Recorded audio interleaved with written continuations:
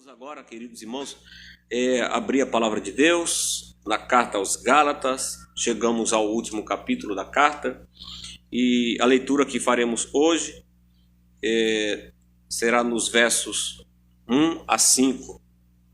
Versículo 1 a 5. Gálatas capítulo 6, verso 1 a 5.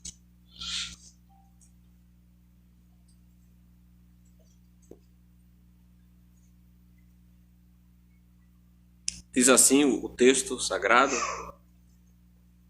Irmãos, se alguém for surpreendido em alguma falta, vós que sois espirituais, corrigi-o com espírito de brandura. E guarda-te para que não sejais também tentado. Versículo 2: Levai as cargas uns dos outros, e assim cumprirei a lei de Cristo. Porque se alguém julga ser alguma coisa, não sendo nada, a si mesmo se engana. Mas prove cada um o seu labor, e então... Por favor, estão atrapalhando, gente. Vou retomar o verso 3, tá? Porque se alguém julga ser alguma coisa, não sendo nada, a si mesmo se engana. Mas prove cada um o seu labor, e então terá motivo de gloriar-se unicamente em si e não em outros. Porque cada um levará o seu próprio fardo. É aqui. Algumas traduções que também traduzem aqui como cargas, né? Ou carga, né? Então, amados irmãos em Cristo, como falei, já chegamos ao último capítulo da carta.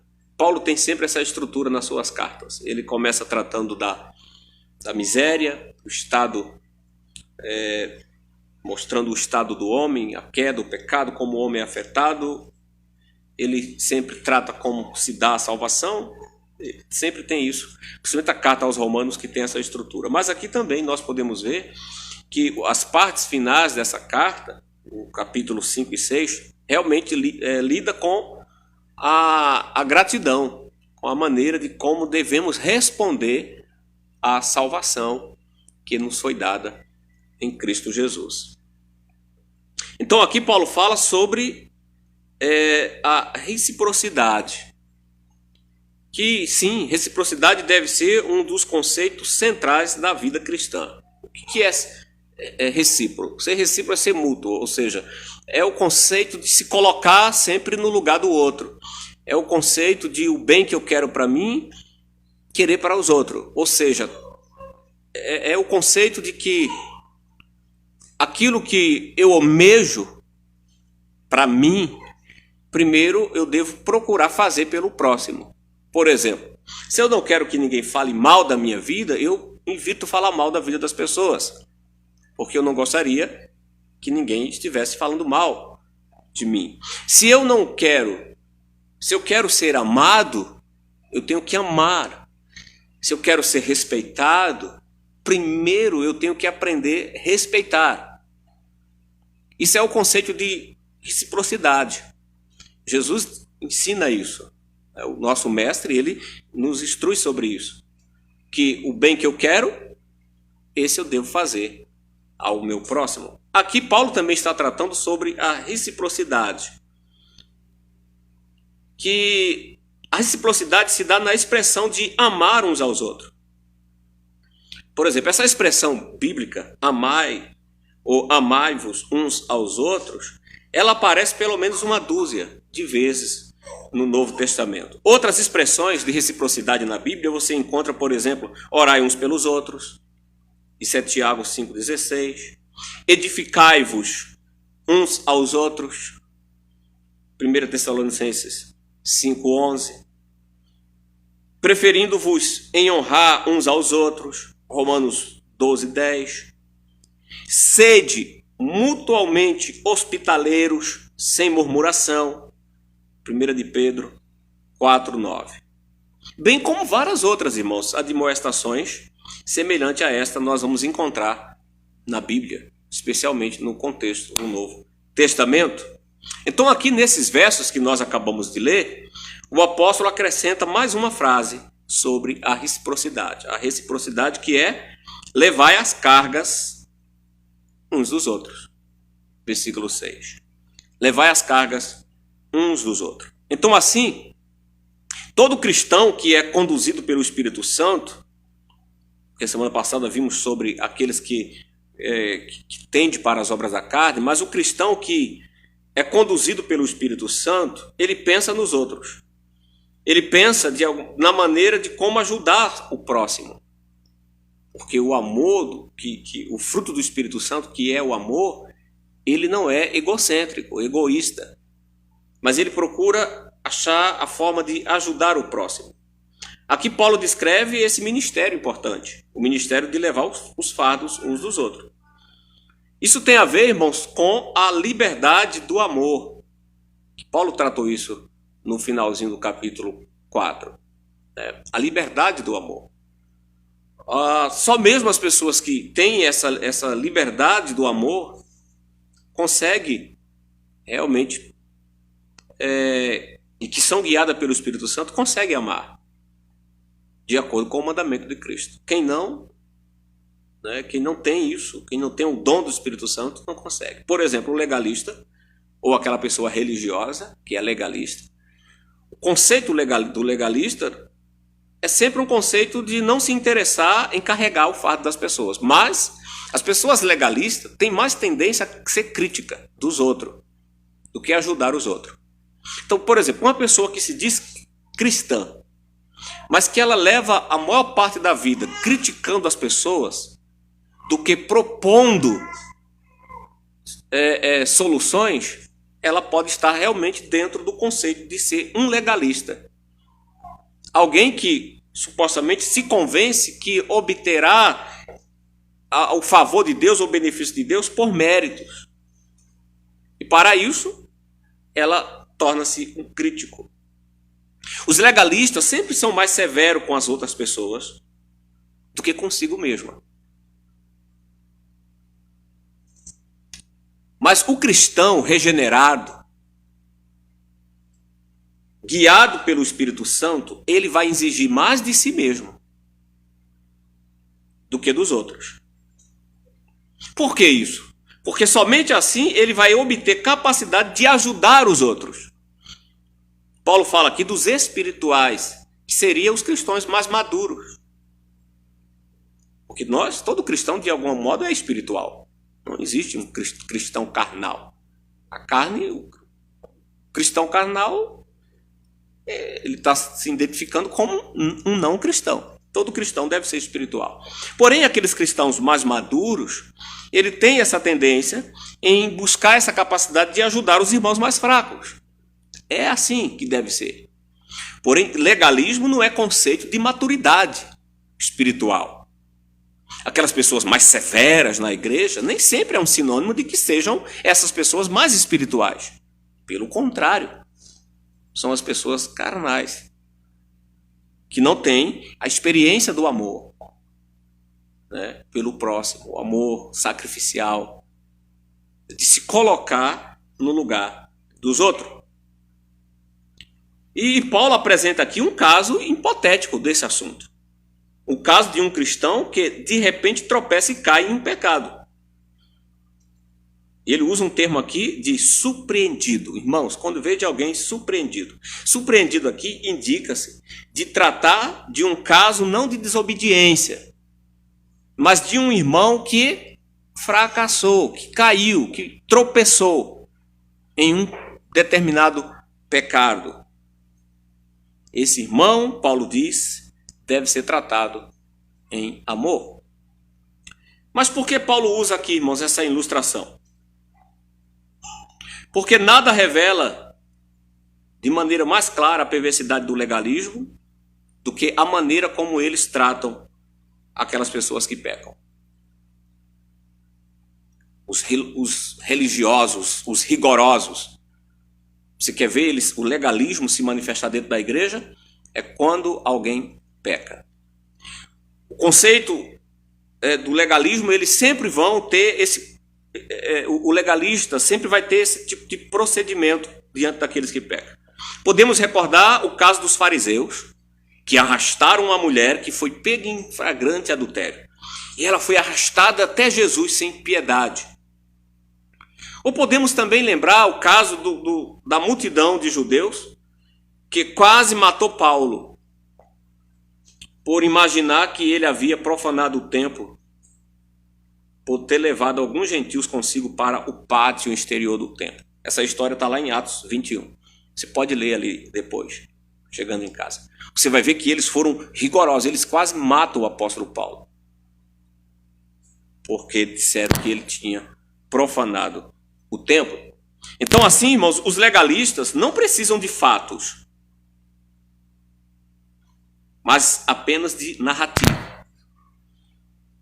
Eles precisam apenas de narrativas.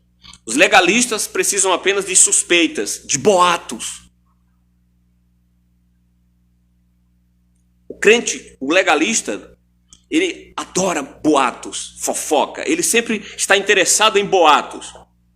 A sua imaginação exagerada encarrega-se do resto. Basta um boato para que esse crente comece a revelar o seu veneno. Assim, nesse parágrafo que nós lemos, Paulo, na verdade, contrasta a maneira de como um legalista trata um irmão caído. E mostra a maneira de como um cristão espiritual deve tratar um irmão que caiu em algum pecado. Observe os versículos 25, que você não podemos achar que isso é uma divisão de texto, porque, como vocês sabem, a carta foi escrita como uma carta direta, não temos divisões de capítulo. Então, os versículos 25 e 26 faz parte do primeiro versículo do capítulo 26. Os versículos 25 e 26 diz assim: se vivermos no Espírito, andemos também no Espírito. Não nos deixemos possuir de vanglória, provocando uns aos outros e tendo inveja uns dos outros. Isso aqui são comportamentos daqueles que se deixam guiar-se pela carne, pela a natureza caída. Mas Paulo está realmente aqui no capítulo 6 contrastando como devem ser as pessoas que são guiadas pelo Espírito Santo. E aqui ele está ensinando o modo de como esses cristãos devem tratar os outros. Então esse é o tema da nossa pregação essa noite. Como os cristãos devem tratar uns aos outros?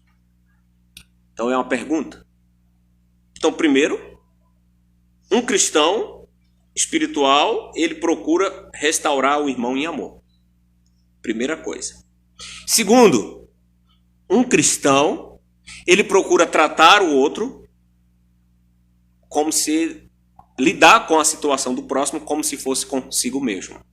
Ou seja, ele precisa aprender a se colocar-se no lugar da pessoa, até mesmo a pessoa que está em falta. Se fosse ela quem tivesse cometido aquele pecado, como ela gostaria de ser tratada? Então, da maneira como ela gostaria de ser tratada, é assim que ela deve tratar essa pessoa. E em terceiro lugar, ela deve estar disposta a ajudar essa pessoa, como Paulo diz, a levar esse fardo. Porque às vezes, irmãos, restaurar uma pessoa que caiu não é fácil. Há pessoas que cometeram um determinado delito, um determinado pecado, elas carregam peso na consciência. Por mais que as pessoas lhe derem perdão a ela, falaram, olha, tudo bem, eu te perdoo isso, mas há pessoas que não se perdoam. Carrega um fardo. E cabe os irmãos mais maduros ajudar essa pessoa. Então, irmãos, em primeiro lugar, Paulo diz que um cristão espiritual deve procurar restaurar o irmão que caiu em amor. Observe aí o que ele diz. Se algum irmão for surpreendido em alguma falta, vós que sois espirituais, corrigi-o com espírito de brandura. com espírito de brandura. Vimos isso aqui, o que é brandura. Brandura é prática de amor. É procurar lidar com a situação de forma amorosa. Enquanto que o legalista, irmãos, ele explora o irmão caído. Esse explorar o irmão caído é o conceito de que o legalista ele procura o máximo de informação possível do caso e para fazer disso fofoca e, se possível, até desprezar esse irmão. O legalista é capaz de, ao ouvir a história de um irmão que caiu, começa a ligar para todos os outros irmãos. Irmãos, vamos orar pela nossa igreja. Percebe que ele não está dizendo assim, vamos orar por tal irmão, mas ele vamos orar pela nossa igreja, porque a nossa igreja, irmãos, está passando um problema sério. O pastor, não estou ilustrando, né? É mais ou menos assim, se for um líder, se foi o presbítero, se foi o irmão fulano, aconteceu isso e aquilo, irmãos. Vamos orar porque a nossa igreja está enfrentando uma luta. Percebe que ele não está aqui com brandura, ele não tem amor. É um zelo falso. Isso é o conceito do legalista. Ele procura explorar o máximo daquela situação porque ele quer se sair como o bom. Mas Paulo diz, não deve ser assim. Se ocorrer de você ter que lidar com um irmão que tropeçou, corrige-o com brandura. A palavra usada aqui por corrigir é o mesmo significado é um significado educativo. Significa aqui pôr em ordem. O que Paulo está dizendo é o seguinte, se esse irmão saiu do trilho, traz ele de volta. É educativo, corrige-o. Por isso que ele está dizendo com brandura. Ensina-lhe. Corrigir é traz de volta esse irmão para o trilho. No grego clássico, esse termo corrigir era um termo usado para medicina. Referia-se a encanar um osso fraturado ou deslocado. Quem já fraturou um osso, quem já sofreu uma fratura, sabe como, com certeza, deve ser doloroso. Eu nunca fraturei osso, eu nem quero. Mas quem já passou por isso, com certeza, deve ser doloroso. Mas a própria pessoa que está com o braço fraturado, quebrado, para ela mesma colocar no lugar, não é fácil. Vai precisar de alguém que vá lá com um certo cuidado, um médico, e corrija essa fratura. Coloque de volta esse braço que deslocou-se no lugar. E assim a dor cessa. Assim é o que Paulo está dizendo aqui. Se tu ver teu irmão com o braço deslocado, quebrado, vá lá, meu irmão, e ponha no lugar. Corrija-o. Corrija-o. Faça isso com brandura.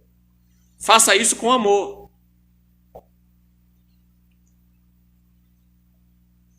O irmão que caiu em pecado é como um osso fraturado no corpo e que precisa ser restaurado.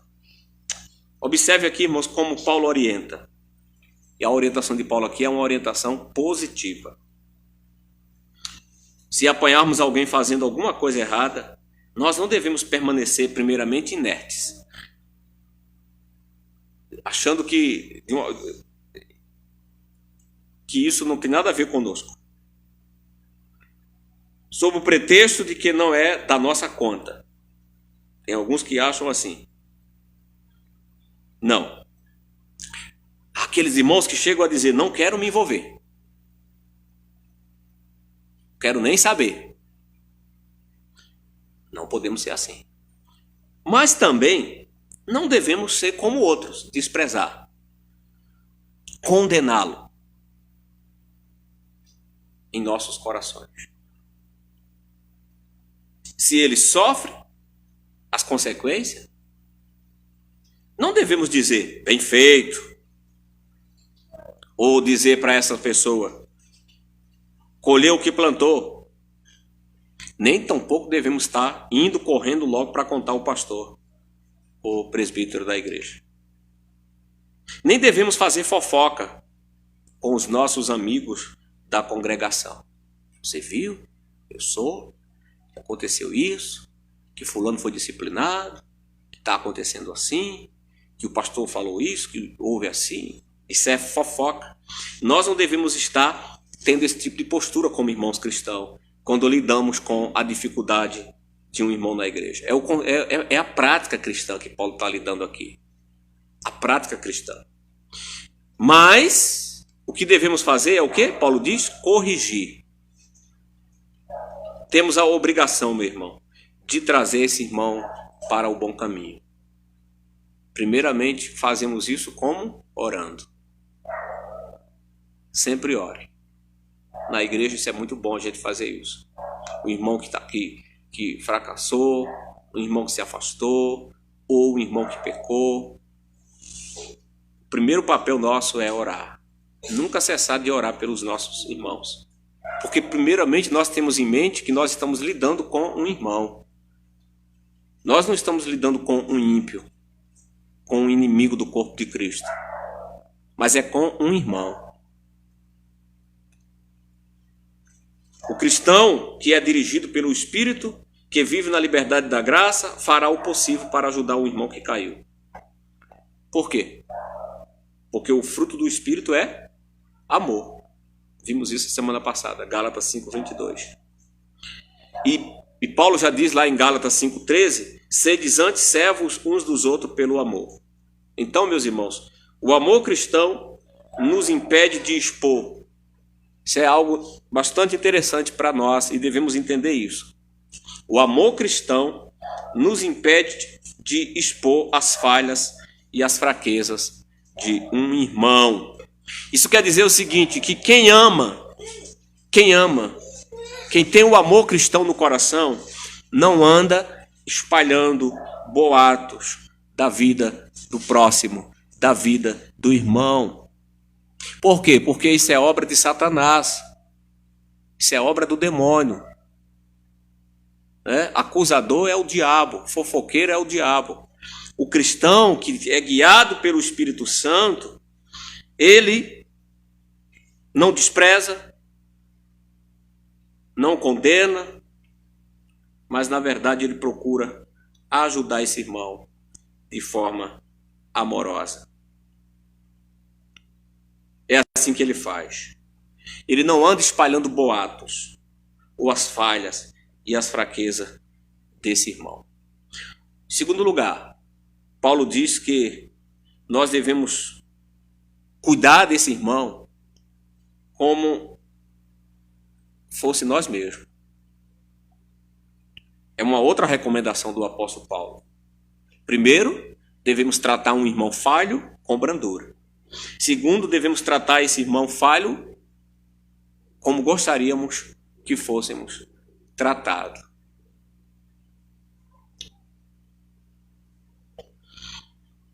Na hora da correção, irmãos, é que nós temos que aqui procurar nos guardar, para que também não sejamos tentados, de acordo com o apóstolo Paulo aqui. O apóstolo Paulo diz que quando nós corrigimos uma pessoa, devemos ter em mente que nós poderemos estar no lugar dela.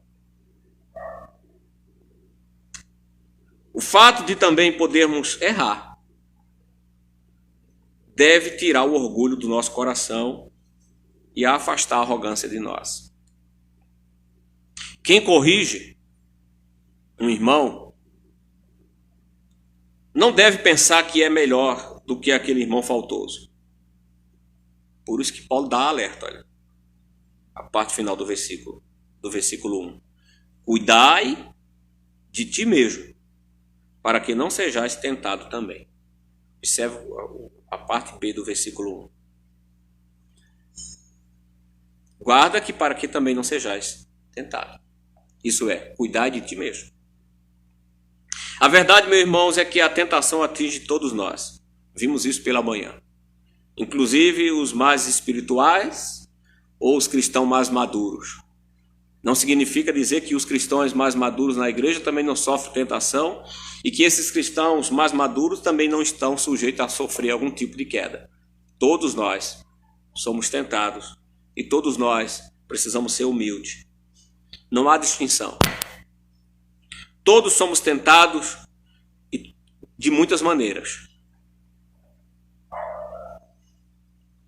Por que então, irmãos, o apóstolo Paulo nos dá um contexto específico aqui sobre essa alerta que devemos cuidar para não sermos também tentados? Por quê? Primeiramente, porque a pior coisa do mundo, irmãos, é cairmos no mesmo pecado que estamos ajudando alguém. Ou a pior coisa do mundo é cairmos naquele pecado que estamos corrigindo nas pessoas. Por exemplo, pode ser comum isso. Um pai que está instruindo o filho em dizer: meu filho, não faça isso porque isso é feio. Filho, não diga isso porque isso é errado. Não faça isso porque isso tal. Mas de repente o filho flagra o pai fazendo a mesma coisa. Né? Ou vê, ou escuta. É a pior coisa. Por quê? Isso acontecendo, o pai ou a mãe ou quem quer que seja, naquela hora perde a autoridade. Perde a autoridade sobre essa situação. Isso tira a autoridade. Isso tira a eficácia da correção. Causa confusão. Se minha mãe falou assim, minha mãe disse que não pode mentir, que mentir é feio, mas o filho percebeu que a mãe estava mentindo. O vizinho, que o pai estava mentindo para a esposa, para o amigo, para um irmão. Mas como eu posso ensinar e instruir que mentir é errado se eu faço? Paulo disse: olha, quando corrigir, tome cuidado. Por isso que, às vezes, irmãos, devemos ter sabedoria para não sermos tão rígidos. Principalmente a forma também, às vezes, de educar nossos filhos. Filhos crianças, filhos adolescentes. A primeira coisa que você deve fazer quando vai corrigir um filho, quando vai pôr um filho no lugar, é lembrar de que, primeiro, você foi criança. Segundo, como você gostaria de ser tratado? Então, como você gostaria de ser tratado, procure tratar.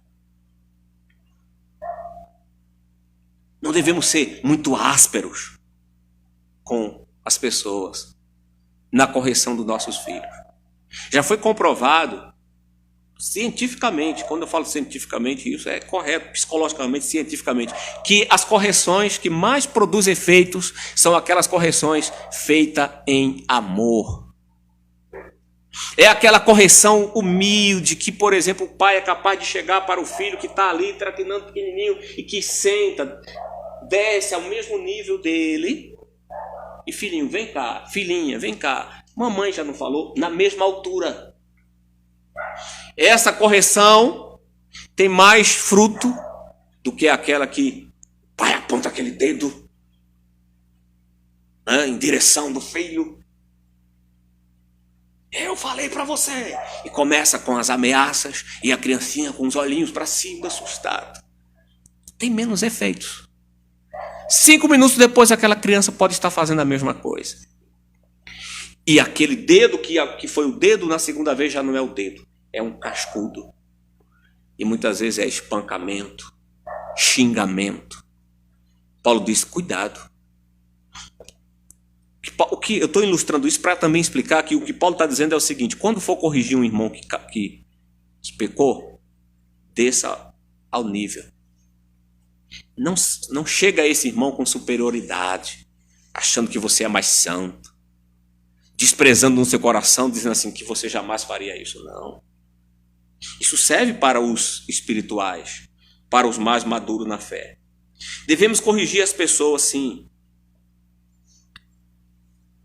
Mas devemos ter compreensão de que até mesmo os cristãos mais maduros, os cristãos mais experientes, precisam ter cuidado para não serem tentados e não serem surpreendidos pelo mesmo pecado que estávamos censurando aquele irmão fraco.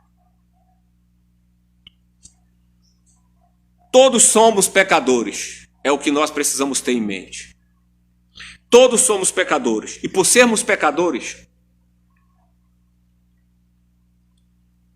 todos somos passivos de erro. Todos somos passivos de ser tentado de alguma forma. E todos somos passivos de cometer erros. Então, corrigir alguém, alguém vai dizer assim para você: então quer dizer que você nunca errou? Você está equivocado. Eu não estou dizendo isso. Estou dizendo que isso é errado.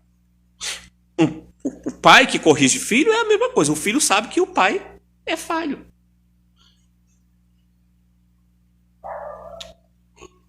Então essa é a segunda orientação que Paulo nos dá. A maneira de tratar o próximo é se colocar no lugar dele quando formos corrigir. A terceira instrução que Paulo dá aqui para a maneira de lidar com o irmão falho é procurar levar a carga desse irmão. Procurar aliviar, ajudá-lo. Paulo diz: levai as cargas, ele fala aí, versículo 2. Levai as cargas uns dos outros.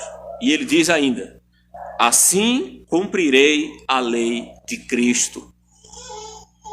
Levai as cargas uns dos outros e assim cumprirei a lei de Cristo. Então observe aqui, irmãos, a suposição que jaz por trás aqui dessa ordem. Isto é, que todos nós, o que Paulo aqui está já querendo dizer quando ele diz levai as cargas uns dos outros, o que Paulo sugere aqui é que todos nós temos cargas. Todos nós temos cargas. E que Deus não pretende que carreguemos essas cargas sozinhos. Por isso que Deus nos dá irmãos, por isso que Deus nos dá amigos. Há pessoas que tendem a achar que é um sinal de fortaleza não aborrecer os outros com os seus fardos. Pessoas que se fecham, porque elas se sentem fortes demais e elas não querem aborrecer os outros com os seus fardos. Para tais pessoas é um sinal de fraqueza pedir alguma ajuda humana. As pessoas falam assim: eu não preciso. Porque é assim que muita gente tem. Sempre tende como um sinal de fraqueza. Tem gente que não quer nem buscar médico. Porque sempre vê isso como um sinal de fragilidade. Não, logo tem pessoas que se você falasse: olha, seria bom procurar um médico, a pessoa já diz: eu estou bem. Já fica bem, já fica curado, já fica forte, já não quer ir. Por quê? Porque é sempre sinônimo de fragilidade. E o ser humano, ele é muito orgulhoso. É da nossa natureza sermos orgulhosos. Não queremos depender de ninguém. Sempre queremos mostrarmos que somos melhores. Paulo diz: olha, o conselho que eu dou a vocês é diferente do que esses judaizantes estão ensinando a vocês aí. Porque os legalistas que estavam ali naquela igreja estavam instruindo que eles precisavam ser pessoas especiais. Para isso, eles precisavam cumprir a lei, né? Carregar fardo, colocar fardo. Paulo disse: não é assim. Pelo contrário, ser cristão é aliviar fardo. É procurar ajudar o outro. Carregar seus fardos. É verdade, irmãos, que Jesus Cristo é suficiente para levar o nosso fardo. Por quê? Ele levou nosso pecado. Ele levou nossa culpa. Ele assumiu em seu corpo as nossas próprias dores. Ele morreu na cruz para nos libertar da escravidão do pecado. Mas isso não acontece, irmãos, com outros fardos que adquirimos aqui. Nossas preocupações, tentações, dúvidas, tristezas. Todas essas coisas podem ser compartilhadas com um verdadeiro irmão. E isso é saudável na comunidade da fé. E nós precisamos estimular isso, procurar colocar essas coisas em prática. Não temos que acharmos que somos todos perfeitos, que não temos defeitos. E não temos que nos fecharmos uns para os outros. Temos que compartilhar nossas dúvidas, nossos medos, nossas tristezas. Fazendo assim, vamos poder contar com a ajuda de um irmão mais experiente em uma situação que está vivendo. O que já passou. O que já passou. Um momento de dor, de frustração. Um irmão que está sofrendo um momento de separação, um momento difícil. Pode procurar um irmão da igreja que já experimentou isso. A perda de um ente querido. Pode procurar um irmão na igreja que já passou por isso e que está firme. É assim. É partilhando a carga uns dos outros, as experiências. Dizendo, irmão, eu já passei por isso, eu sei como é isso. Eu sei o quanto isso é difícil, meu irmão, mas Deus é contigo, vai dar tudo certo. Deus está conosco. Isso é bom. Não podemos nos isolar. Paulo está dizendo aqui, irmãos, ajudai uns aos outros, cuidai uns dos outros. Apesar que o apóstolo Pedro diz que nós devemos lançar toda a nossa ansiedade sobre Cristo, porque Ele tem cuidado de nós. Isso é um fato, isso é real. Mas devemos lembrar, meus irmãos, que a maneira pela qual Deus assume os nossos fardos é através das amizades humanas, por meio do qual nós devemos levar os fardos uns dos outros. E isso faz parte do propósito de Deus para o seu povo. Assim, meus irmãos, devemos não guardar nossos fardos para nós mesmos. Mas antes nós devemos procurar. É nós mesmos. Cabe tem que partir de você. Cabe nós. Nós devemos procurar um amigo cristão que possa nos ajudar a carregar um determinado fardo. Há irmãos que às vezes caem em determinadas desgraça na vida, ou problemas sérios, porque lidou com aquilo sozinho. Um cristão que lida com um certo problema, ele procurando um irmão, amigo da igreja, esse irmão pode ajudá-lo, para que ele não venha fazer uma besteira. Ou um irmão que lida com certos vícios, ele pode procurar um irmão, um amigo na igreja que possa ajudá-lo. Há homens que sofrem com problema de pornografia e guarda aquilo para ele. Qual é o final, às vezes, de muitos desses homens? Suicídio. É bem assim. Mas se ele fosse humilde, buscasse um irmão, um amigo, para conversar sobre aquilo e abrisse, falar. Um amigo de verdade, um irmão, não vai ou tratá-lo já com o julgamento, mas primeiramente vai procurar ajudá-lo. Fazendo assim, irmãos, quem assim faz, está cumprindo a lei de Cristo. Paulo diz no versículo 2. Faça isso, porque assim você está cumprindo a lei de Cristo. Pois a lei de Cristo é o quê? Amar uns aos outros, como Ele nos amou. Esse foi o novo mandamento que Ele nos deu. Lá em João 13:34 Ele diz isso. Amai-vos uns aos outros, como eu vos amei. E como Cristo nos amou? Com todas as nossas imperfeições, com todos os nossos defeitos. Cristo nos ama com todos os nossos erros. Eu não preciso ser perfeito para ser amigo de Cristo. Cristo vem a mim, nas minhas imperfeições, e me acolhe, me toma em seus braços. Assim Paulo diz que quem ama, cumpre a lei. Porque Cristo disse, esse é o novo mandamento que eu vos dou. Amai-vos uns aos outros. Amar o próximo é cumprir a lei. Carregar os fardos um dos outros, irmãos, é o ministério de todo cristão. É uma coisa que cada um cristão deve procurar fazer.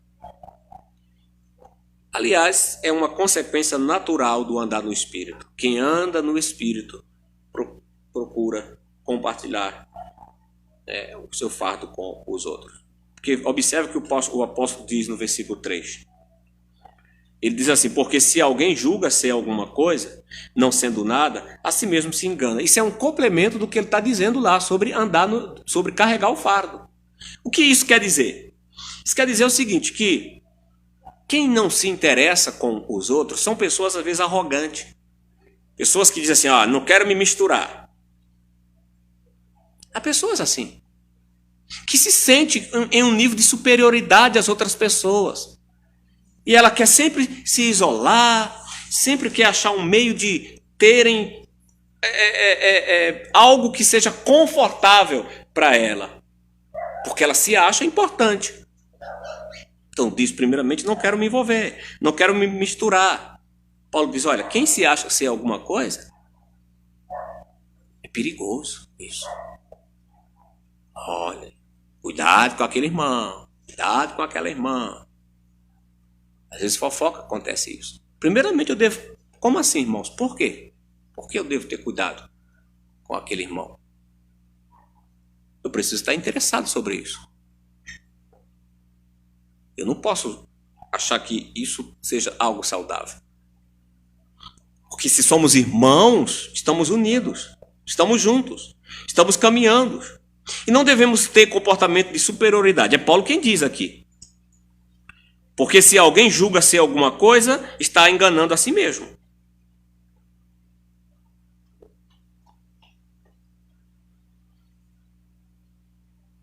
Conceito, desprezo, desprezar o próximo e inveja sempre procede de pessoas que se acham alguma coisa.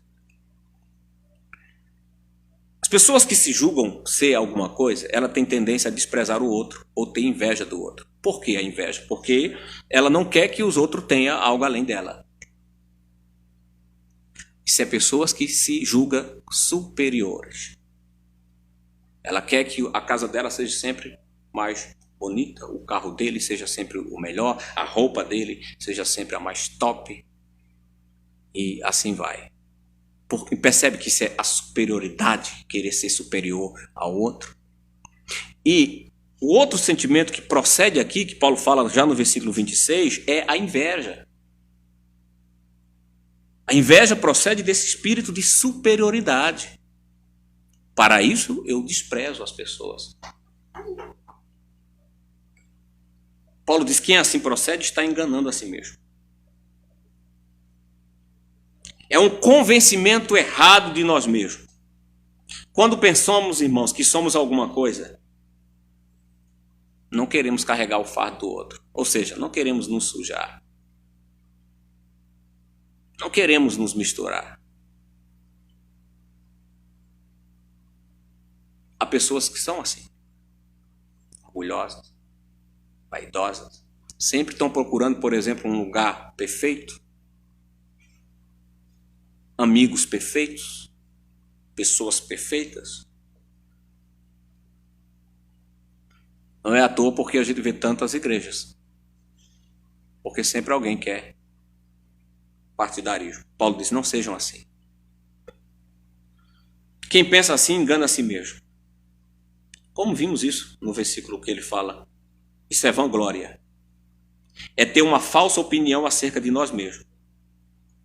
A verdade, irmãos, indo para a nossa conclusão, a verdade, meus irmãos, é que nós não somos nada. Falar isso não é um exagero, pastor? Alguém pode perguntar. Não. Não, porque quando o Espírito Santo, irmãos, abre os nossos olhos para vermos o quanto nós somos rebeldes diante do Deus que nos criou segundo a sua imagem,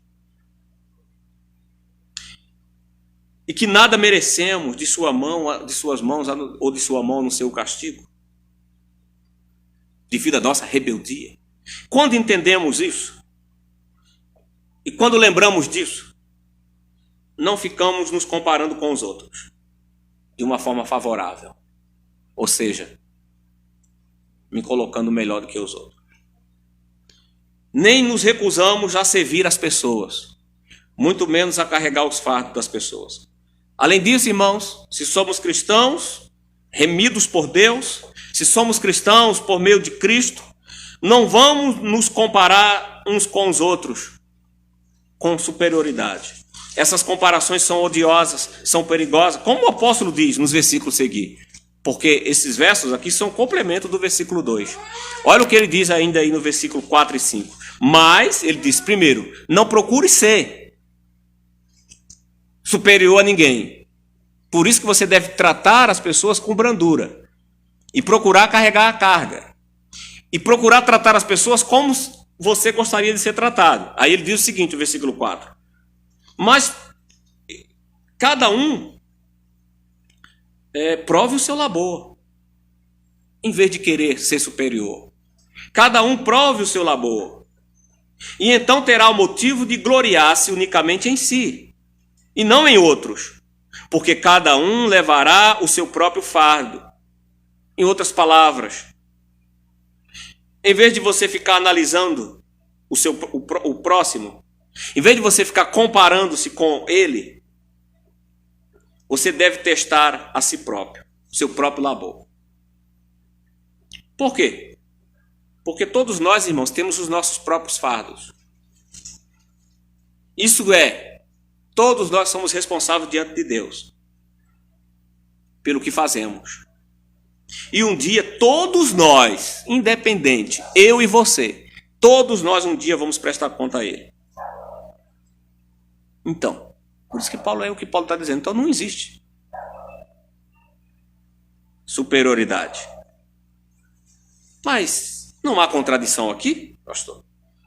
Paulo está dizendo no versículo 2 que devemos levar o fardo um dos outros, e aqui ele está dizendo que cada um deve levar seu próprio fardo. Isso não seria uma contrariedade de Paulo? Não. Levar a carga uns dos outros aqui é diferente. Levar a carga um dos outros, no versículo 2, a palavra que foi usada ali, a palavra grega que foi usada ali, traz sentido diferente. A palavra que ele usa no grego para o versículo 2 significa um peso, um fardo pesado. Mas a palavra que ele usa aqui para tratar de fardo no versículo 5 é um termo comum, quer dizer um pacote. Um pacote. Leve os fardos pesados uns dos outros. E aqui no versículo 5 ele diz, mas não esqueçam de cada um levar também o seu próprio pacote. Não deixe. Na tendência de ajudar os outros, que está com um peso maior, colocou o seu no chão, ajudou o irmão a pôr o dedo no ombro, e está dando força ao irmão, não esqueça que você tem um fardozinho para levar também, tá? Pegue ele. Carregue ele. É sua responsabilidade também. Todos nós, um dia vamos prestar conta a Deus. Então aqui não há contrariedade. Há fardo pesado, esse deve ser partilhado com todos. O pacote é responsabilidade de cada um de nós. Todos nós um dia vamos comparecer diante do juízo de Deus. Naquele dia você não poderá carregar o pacote de seu irmão. Você vai ter que prestar o seu próprio, carregar o seu próprio fardo. Cada um levará o seu próprio fardo. Paulo escreve isso aos Romanos. Cada um prestará conta de si mesmo a Deus. Devemos ajudar uns aos outros, irmãos, carregar os grandes pesos da vida. Mas há certas responsabilidades pessoais que devemos carregar sozinho. Mais uma vez eu ilustro.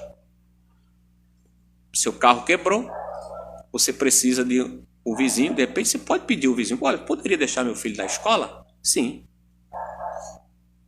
É fazer um favor, ajudar.